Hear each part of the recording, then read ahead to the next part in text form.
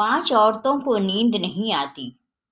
حضرت محمد صلی اللہ علیہ وآلہ وسلم نے فرمایا، ان 5 عورتوں کو رات کو نیند نہیں آتی۔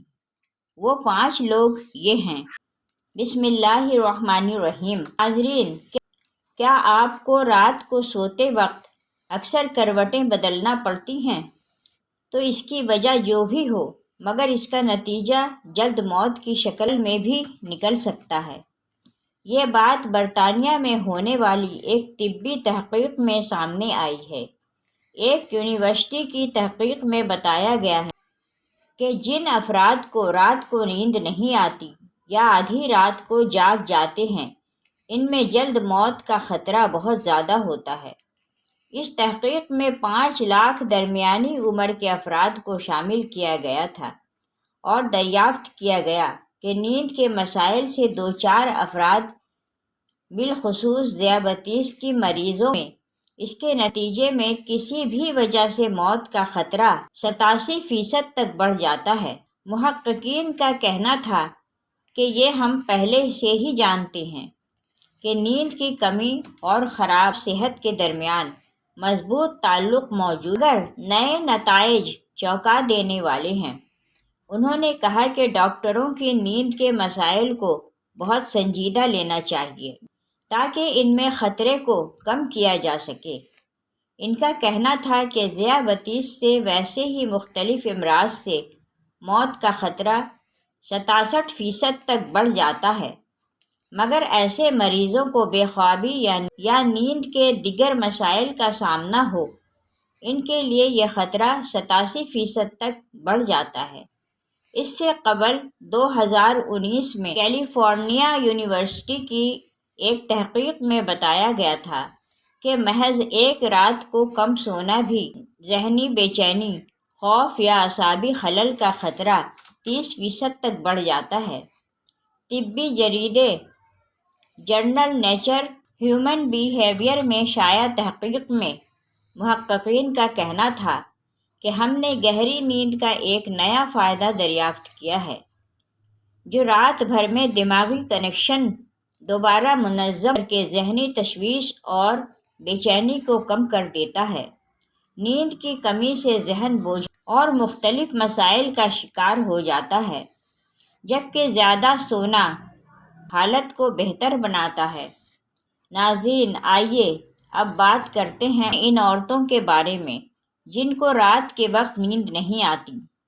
حضرت محمد صلی اللہ علیہ وآلہ وسلم نے فرمایا، 5 عورتوں کو نیند نہیں آتی۔ وہ 5 عورتیں کون سی ہیں؟ جاننے کے لیے ویڈیو کو مکمل ضرور دیکھیے گا۔ ناظرین، آئیے جانتے ہیں ایسی 5 عورتوں کے بارے میں جنہیں نیند نہیں آتی۔ نمبر 1، جو کسی کے قتل کا ارادہ کرتی ہو۔ قرآن پاک میں ارشاد ہے، اور جو شخص کسی مسلمان کو جان بوجھ کر قتل کرے تو اس کی سزا جہنم ہے، جس میں وہ ہمیشہ رہے گا، اور اللہ اس پر غضب نازل کرے گا اور لعنت بھیجے گا، اور اللہ نے اس کے لیے بڑا عذاب تیار کر رکھا ہے۔ اسی وجہ سے ہم نے بنی اسرائیل کو یہ پیغام لکھ دیا تھا کہ جو کوئی کسی کو قتل کرے، جبکہ یہ قتل نہ کسی اور جان کا بدلہ لینے کے لیے ہو اور نہ کسی کے زمین میں فساد پھیلانے کی وجہ سے ہو، تو یہ ایسا ہے جیسے اس نے تمام انسانوں کو قتل کیا، اور جو شخص کسی کی جان بچا لے، یہ ایسا ہے جیسے اس نے تمام انسانوں کی جان بچا لی۔ مطلب یہ ہے کہ ایک شخص کے خلاف قتل کا یہ جرم پوری انسانیت کے خلاف جرم ہے، کیونکہ کوئی شخص قتل ناحق کا ارتکاب اسی وقت کرتا ہے جب اس کے دل سے انسان کی حرمت کا احساس مٹ جائے۔ ایسی صورت میں اگر اس کے مفاد یا ترشد کا تقاضا ہوگا تو وہ کسی اور کو بھی قتل کرنے سے دریغ نہیں کرے گا، اور اس طرح پوری انسانیت اس کی مجرمانہ ذہنیت کی زد میں رہے گی۔ نیز جب اس ذہنیت کا چلن عام ہو جائے تو تمام انسان غیر محفوظ ہو جاتے ہیں، لہٰذا قتل ناحق کا ارتکاب چاہے کسی کے خلاف کیا گیا ہو اور چاہے وہ مرد ہو یا عورت، تمام انسانوں کو یہ سمجھنا چاہیے کہ یہ جرم ہم سب کے خلاف کیا گیا ہے۔ نمبر 2، جس کے پاس مال و دولت ہو اور اسے کسی پر بھروسہ نہ ہو۔ ناظرین، اکثر عورتوں میں یہ بخیل پن پایا جاتا ہے کہ وہ یا تو ہر کسی پر بھروسہ کر لیتی ہے اور بیوقوف بن جاتی ہے، لیکن جب اسے کہیں پر بھروسہ کرنا پڑ بھی جائے تو وہاں بھی اپنی بیوقوفی دکھاتے ہوئے ناسمجھی کا مظاہرہ کر جاتی ہے، جو اسے بہت نقصان پہنچا جاتا ہے۔ ناظرین، مرد ہو یا عورت، تاریخ کے ہر دور میں ایک سے بڑھ کر ایک دولت مند کرۂ ارض پر نمودار ہوا اور گردش ماہ و سال کے بعد مٹی کا ڈھیر بن گیا۔ اس کے باوجود حضرت انسان سمجھنے کے لیے تیار ہی نہیں۔ دولت کے انبار پانے کے بعد صرف پیغمبر اور اولیاء ہی استقامت پر کھڑے نظر آئے، ورنہ زیادہ تر دولت نے انسان کا دماغ خراب کیا اور انسان غرور کا شکار ہوا۔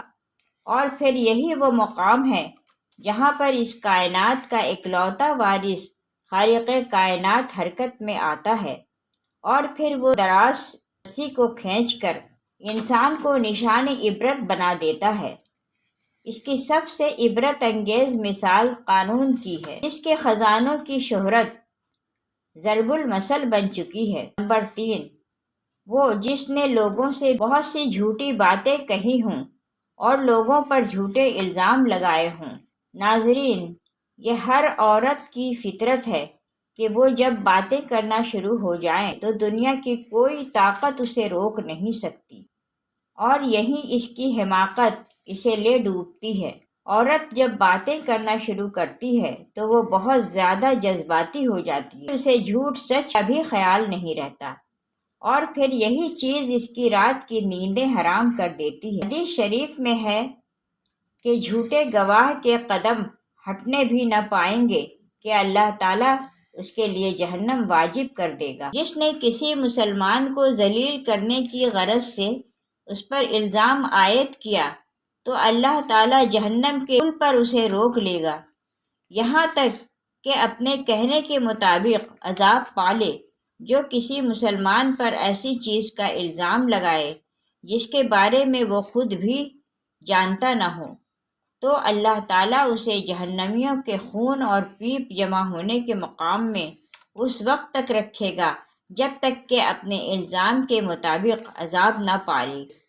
نمبر 4، وہ جس کی ذمہ داری زیادہ ہو لیکن اس کے پاس دینے کے لیے کچھ نہ ہو۔ کائنات کی تلخ ترین اور سفاک حقیقت بھوک ہے۔ بھوک بڑی بد ذات ہے۔ انسان، چرند پرند اور ہر ذی روح مخلوق اپنی بھوک کے سامنے بے بس ہو جاتے ہیں۔ یہی وجہ ہے کہ موجودہ حالات کے پیش نظر غربا اور بے سہارا لوگوں کے سامنے بھوک ایک بڑا مسئلہ بند کھڑی ہو گئی ہے۔ بحیثیت مسلمان، ہمارے اوپر یہ فرض ہے کہ ہم اپنے ارد گرد رہنے والے غربا اور مساکین کی مدد کریں، جو اللہ تعالیٰ کے ہاں سب سے زیادہ پسندیدہ عمل ہے۔ ایک حدیث میں آپ صلی اللہ علیہ وسلم نے فرمایا، یہ افضل عمل ہے کہ تم اپنے مومن بھائی کو خوشی پہنچاؤ، یا اس کا قرض ادا کرو، یا اسے کھانا کھلاؤ۔ صاحب استطاعت پر واجب ہے کہ وہ مستحقین کی مقدور بھر مدد کریں۔ نمبر 5، وہ جو کسی کے عشق میں مبتلا ہو اور جدائی سے ڈرتا ہو۔ کسی اپنے کی جدائی کبھی بھی آسان نہیں ہوتی۔ اس جدائی کا احساس آپ کی دنیا کو برباد کر سکتا ہے اور ڈپریشن کو بھڑکا سکتا ہے، وجہ چاہے کچھ بھی ہو۔ کچھ لوگ محبت کرنے والوں کی جدائی کو جلد ہی قبول کر لیتے ہیں اور آگے بڑھتے ہیں، لیکن کچھ کو ڈپریشن کا سامنا کرنا پڑتا ہے۔ اللہ پاک ہم سب کی پریشانیوں کو دور فرمائے، ہمیں پرسکون صحت مند زندگی عطا فرمائے اور ہمیں ہر جان لیوا بیماری سے محفوظ رکھے۔ آمین۔